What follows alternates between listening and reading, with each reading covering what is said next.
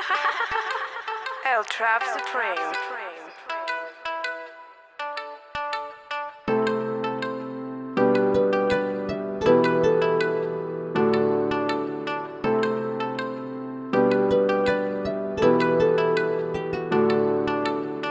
Good morning, good afternoon, good evening, and welcome to Live with Outliers on Famala TV. And this episode, we'll be having an interview with Dr. Donken on how to become an A student. You know, my interview is going to be with Dr. Donken, which had a 4.87 CGPA. I mean, that is mind-blowing. So join me as I welcome Dr. Donken. Dr. Donken, hi, good afternoon. Good afternoon, Dr. Benga. I'm really happy to be here. Like you said, my name is Dr. Ajogi Donken. Wow. I am a veterinary doctor, and I come from Benue State. Okay. Someone who is eager to learn, and I'm fascinated with trying out new things, so I'm really happy to be here. All right, so the whole focus of this episode is to learn how to become an A student. I know you have like a lot of lessons to teach us, but especially me, I can't go back to school maybe for masters. I will use it for masters though. But then let me ask, can you give us like a number of points of how to become an A student? Like how many points will you be giving us today? Okay, I think I'll be able to give you like 7 points on how to become an A student today. All right, no problem. Okay. So let's start with the first one. All right. So the first one will be decision making. All right. So I know everybody believes that a lot of people that do well academically are just naturally gifted, and they just came down from heaven with that gift, and they don't need to really stress or work it out. Mm-hmm. But being an A student starts with decision making. You have to decide to be excellent. It's a decision to remain mediocre, it's a decision to fail, it's a decision to remain a failure, but it's actually your decision to decide to be excellent. And one thing that I always work with is your decision making reflects an evaluation of who you are. So in order to make progress, you have to decide. That came for me while I was still in primary school. I was so academically poor. Wait, calm down. You graduated with 4.87, right? Am I correct? Yes. That means you left 1.3 for the school, 0.13, and you had like, let's say, 10 awards. Okay. I was at your induction, and at some point I was doing the video recording. I could not sit down, and you could not sit down also, right? Because it was your name that was being repeated. And thank God I'm not your classmates. So now the thing is, you are now telling me that you had such a good result at your university level, and you are not like exceptional since primary school. Is that what you're saying? Like there was a time you were not exceptional? Yes, there was a time I was horrible. Not exceptional, will not capture that moment perfectly. Right. So there was a time I was academically horrible. Wow. I couldn't literally read English. I didn't like school. I didn't think there was any need to read and all of that. So at that point in time, it became clear that I had to make a decision. I had to decide that I want to excel. And to make that decision, I have to believe that I can actually excel. So I decided to pursue certain academic goals at that time. At that time, it was to, first of all, be able to speak or read English. And I was successful at that. And then next it became to be able to excel in class positions, trying to, my limit was, or my goal was to at least obtain third position. That is third position. And I sustained that for numerous years throughout my primary. Set that standard for myself. I didn't believe I could do better than third position. So I obtained that, and I sustained that for several sessions. So it got to my GSS 3, and then I made the decision to go for first. I believe in myself to be able to obtain first position at that point in time. So I decided to go for first position, and yes, I got it. So in this little story, I think it's a bit clear that decision making is actually very, very key in becoming an A student. If you do not believe you can do it, then there's no way you can actually do it. Amazing. So run down to the second point now you want to share with us. Then what is the second point of being an A student? The second point for how to become an A student is mentorship. Okay. Now, we can't really overemphasize mentorship. I would usually come up with this saying that says, if you can't see where you're going, you have to ask someone that has been there. Yeah. Now, it's one thing to make the decision that you want to be excellent and know that, excellence, let's put it, for instance, you want to have a 5.0 GP. You're not the first to have a 5.0 GP. And you're not the first that has attained that, whether you're in veterinary field or you're in any other department. You're not the first to want to, and you're not the first to achieve it. So it's your goal it's your it's important that you find someone ahead of you that has achieved this, that has achieved what you want to achieve, and ask questions. Okay. Now, as I'll use my field, veterinary medicine, it's going to be unwise for you to assume that you're going to do well in veterinary medicine because you're going to read harder or you're going to just attend lectures more consistently. It's also important to understand your lecturer's peculiarities, and it's only a mentor that can teach you what is peculiar about a particular lecturer. It's only someone that has gone ahead of you, that has gone through the same process and experienced the same thing, that can tell you, okay, this particular lecturer really enjoys this topic in this course. Or past questions are going to be really important in this course. Or when you're reading, ensure you look through your past questions to see the pattern of the questions. All that adds up to helping you know get confident, number one, and also know exactly what to expect, because really expectation is key. And then now, mentorship can actually be very much active and also very much passive, in the sense that you're going to actively engage someone. If you're going to go for active mentorship, for passive mentorship, you could just study the person, you see the person's life. For instance, there are some people you see them that are doing academically well ahead of you. You know that, okay, they come to class around 8 in the night to study. You see them consistently every day, 4 hours, 5 hours studying. That should help you understand that, okay, to attain what this person attained, though I'm going to try to check what works for me, but you have I'm going to have to do some pay. You're going to have to understand that there are certain sacrifices you're going to pay exactly to obtain that goal. Because talking about mentorship now, not just academically, I have mentors in different areas of my life, and I can say that a mentor can actually speed up 2 years of journey. Hi, are you a supermarket owner, or do you own a veterinary outlet? Aren't you tired of a constant headache looking for a reliable agent who could offer you quality and affordable products? What if I told you that with our services here at Pharmalat, we could offer you quality pet products, reliable service, and zero or no inconveniences at all? Pharmalat offers you the best service there is. Contact us today on the numbers displayed on the screen or via www.pharmalat.shop to create an account with us today. Pharmalat, envisioning animal health.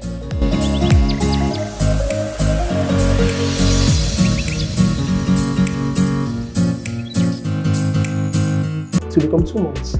Actually, a mentor can make a rigorous journey in seconds. You can achieve what they achieve in seconds. Okay, you know what? Just share with us a particular recommendation that a mentor made for you or gave you in school that really helped you, that saved your head. You know what I mean? Okay, so what I normally used to do is during the breaks of every semester, I go to meet my mentor. That will be Dr. Abayomi Taufika. I'll ask her questions, and also Dr. Lovina Ikwe. I'll ask them questions that, okay, this semester we're going into, what do I need to know? So they give me a rundown, a breakdown of every single lecturer, every single course, what I'm going to be taught, what I'm going to expect, what is going to be most likely difficult, and also give me past questions.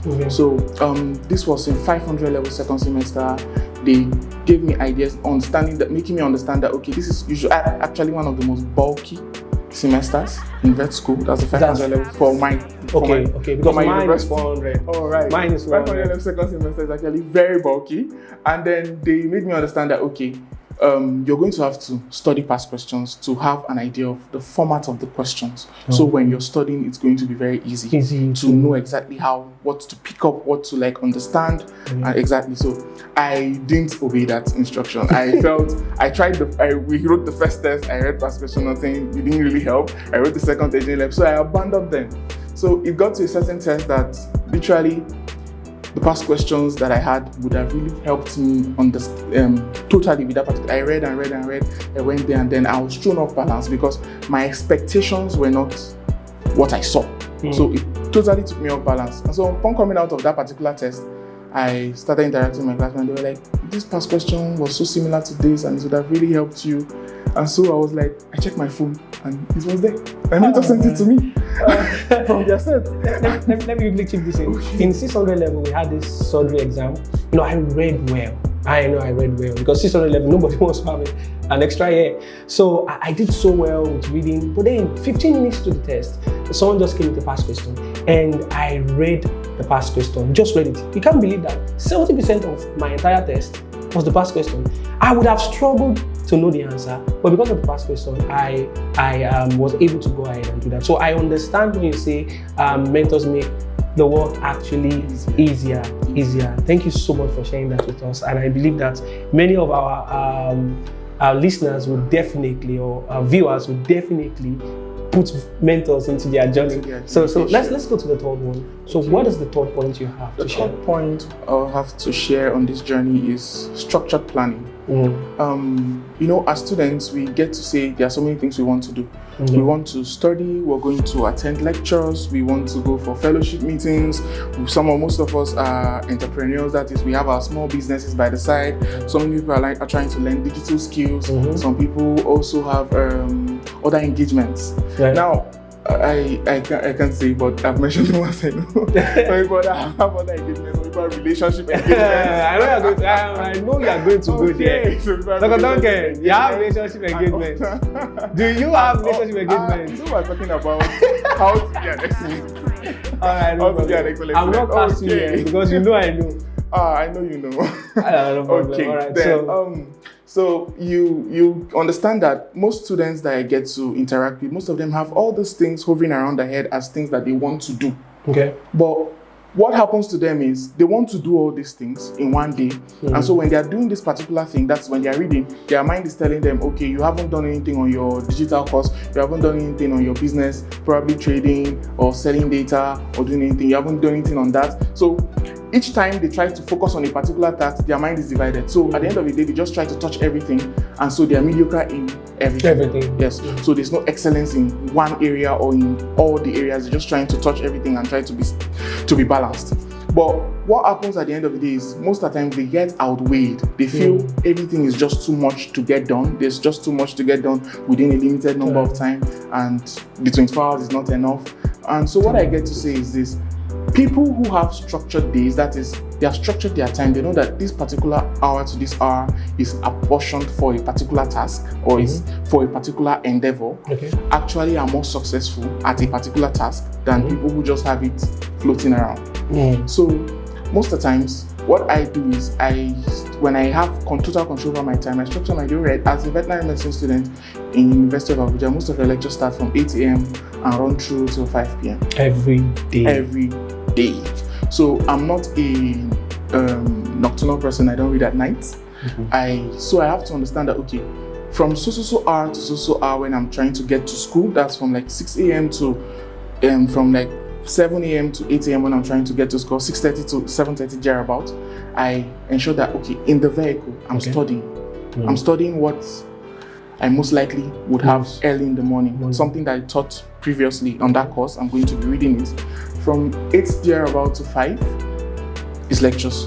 And so you have to understand yourself also in the sense that, okay, if you know you're not someone that has an attention issue, that you can't focus for 3, 4, 5 hours at a stretch and assimilate, you know that, okay, 2 hours into a lecture, you're gone. You're going to have to, The reason why I want to stop you is that you're already talking about something I think that should be a different point. If there is another point like that, I think we should just merge it together. Something like maybe understanding yourself. Because you're saying something about you have to know if you're nocturnal or not. So is there a point where you have to Yes, there's a point where I'm going to talk about that. I think maybe we should just merge it together. That would be you understanding your peculiarities. Understanding your own self really adds up to how you're going to structure your day. You can't structure your day just like your friend does. There are some people that, there was a time I went to school, I was in 100 level, I was eager to do well, I was eager to continue with excellence. And then I had a friend that reads at night. What he does is, he reads from 10 p.m. to 3 a.m. and then watches cartoons from 3 a.m. to 4 a.m. and then sleeps for 3 hours, and then he slept in the afternoon for 3 hours too. Then he just comes up and he does excellently well. So I decided to do the same. I picked Coke, I mix it with coffee, I dilute Coke with coffee to ensure that I stay awake because I'm not a night reading person. So I would take up like 2 Nescafe and mix it with 1 bottle of Coke, shake it. That's what I was advised by people that I was watching them do it and I wanted to do the same. So I mix it, I take it around like 10 p.m. when they are about to read. Usually that's when I'm meant to sleep. And then I'll start reading with them. Around 2 a.m. they have stopped, they have gone to watch Boruto. Me, I want to burn the extra night candle. So I'll read further. Then I'll go and read till like 3, 4 a.m. Wake up after 2 hours and prepare to go for a test or a class, and at the end of the day, I'll feel woefully. So I was giving up so much effort, but it was not in the right direction. I was was giving up so much effort, but I think the right word to use is I was not being productive. So it's possible to give up so much effort and not be productive when you do not understand yourself. I believe that this explains some of my friends in 100 level. When I was in 100 level, I had a friend that reads more than I do. When I say more than I do, I mean, if I read like that, my bum could get glued to this chair. I mean, that guy reads for long. And after 111 to 200, the guy had to change departments. And I just read 2 hours every night. 2 hours every night. And I play ball a lot. I still play ball. So 2 hours every night. And I did like excellently well. And that makes me understand that, okay, I think what you're saying is true about understanding yourself. But another question on my mind, which is not part of the point you're sharing with us, is you graduated with a 4.87. Understanding, because, all right, sorry I keep saying that, because I went through the course and I know what it means to have a 4 point. Bro, to have a 4 point in vet, that's why, normally in vet, we don't even use GPs like that. We only use pass and fail and all that. But GP is like, you understand? So, but then, 4.87, bro, you had 5.0 a lot of times. How many times? Semester, not session. Okay, semester-wise, I think I had 5.0 5 times. 5 times? That means all A 5 times. Which That would be... which level? That would be 300 level second semester. Okay, that was understandable. Don't tell me you have 400. 400 level both semesters. You have me to 400 level, so get out of here, bro. Absolutely. Ow! Hey, God. Next time was like 500 level first semester. Okay. And then I believe 600 level second semester. Your last? Yes, my last semester. Wow, that's amazing. Only vet student can know what it means. That is really amazing. So, was there any time that you were disappointed in your own results? Was there any time in school, in vet school, that you had a result you were not really happy about? Okay. To actually answer that question is, I have to clearly state that, okay, your disappointment as someone that wants to be excellent comes from your expectations. Okay. And your evaluation of how much work you've put in or how much sacrifice you've made. Okay. So severally, on the semesters, I didn't have 5.0. I was really disappointed. So that means, calm down. That means your goal for every semester is 5.0. I go for every and it's very real to you. And it's very real to me. Very real to you. Absolutely. Go to the 4th point, because I'm getting hungry now. So what's the 4th point like? The 4th point is consistency. Okay. So it's, you make a decision, you seek mentorship, and you understand your peculiarities. But then if you're not consistent at what you decide to do, you will start, but you won't attain what you want to get. You would only just be convincing yourself that you have this, you have that, you have all of those other things. But the truth about it is, people who are consistent at a particular task tend to be more successful at getting it. So if you make a decision that, all right, based on my structured plan of my day, I'm giving 2 hours to fellowship, I'm giving 3 hours to reading. That 3 hours, nothing happens to that 3 hours. I'm studying from 8 p.m. to 11. Nothing happens to that 3 hours of studying. You would realize that at the end of the day, consistently hitting that 3 hours every single day builds up to the fact that you don't need to crash read overnight for an exam. So as a person, I consistently made the decision that whatever I am taught in a particular day, my eyes must see it that day. It may be that I may not try to remember it or say I'm reading it like I'm writing a test tomorrow, but my eyes must go through it that very day. So if I'm taught from 8 to 5, sometime between 8 in the evening till 11 until 12, depending on the quantity and volume, I must read what I was taught that day. Now, that leads to a question in my mind, because I got to know, one way or the other, that you became HOC at some point, maybe 500 level. I became? HOC, your head of class, your class rep or something. We call it HOC on our side. Okay. So, that means you still kept, to an extent, were able to be consistent with your target, because you became HOC head of class or class rep in what level? Around 500 level. You have 5.0, 500. Yes, I have 500. You have 5.0, 600. Yes. It was only one of the semesters in both levels that you have. So that means you still met your goal. So how were you able to still remain consistent even though you had a leadership position? Okay, so I would say this first. If you're successfully able to be class rep in a class of more than 50 students, you are fit for leadership in various areas. Especially in vets. Especially in I was going to vets. see 200 to 300, so I know what it feels like. Wow. But then, Okay. so tell me, Because how were you able to be you have to consistent? deal with a whole lot of interest, a whole lot of emotions. You're going to have to deal with a whole lot.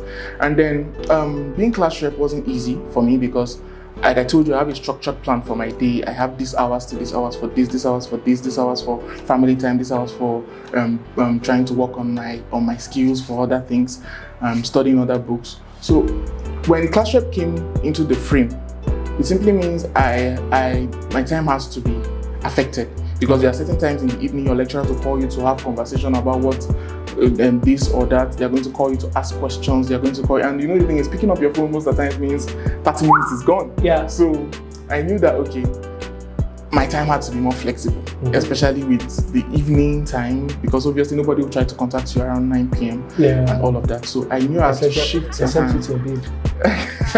No, I'm not You're trying saying. to harm on this. No, one. you know. Okay. Except with your So babe. I had to make it clear to myself that before formally I ensured I just read from 8 p.m. or from 9 p.m. till when I'm able to sleep. But I had to hammer it to myself that, all right, from 500 level and above, I know I'm not going to drop. I'm going to maximize my class hours. Okay. Where during the lecture, obviously, I don't get calls. I won't get messages from lecturers that I'm expected to respond to immediately. So I'm going to read when I know I'm no longer assimilating again, number one. Number two, I'm going to ensure that every other thing that cuts my time, every other thing that takes away my time, that is something I can actually actively do during the break. So books that I needed to study during the semester, I shifted to my break to ensure that I have more room to study and also carry out my leadership activities effectively, because most of the times I have to communicate on the group, type messages, call lecturers, speak on this, speak on that. So, Fight with classmates. yes, fight with classmates, deal with it emotionally and all that. So how I was able to balance it with my academics was I just had a fixed number of hours in my head that I must study for 3 hours every day. So it became flexible. It wasn't fixed like 8 to 11 again, but I am sure I must study for 3 hours every day. So I kept to that. Amazing. Before we carry on, I would like to tell every one of our viewers, you have to follow us. You have to subscribe and actually hit the notification button, because it's going to be a whole lot of goodies. Thank you so much, Dr. Donken. I've learned a whole lot. I had to stop you so that you don't release the premium content you'll be releasing in your book. You understand what I'm trying to say? So, but then, thank you so much. It's been an amazing time with Dr. Donken on camera here, live with Outliers. And then, we'll be looking forward to the next episode. Join us. We will not tell you what exactly we are doing so that you will not, but then trust me, it's going to be amazing. Definitely. So hit the subscribe and notification button, as you will not want to miss it. Thank you. Peace out.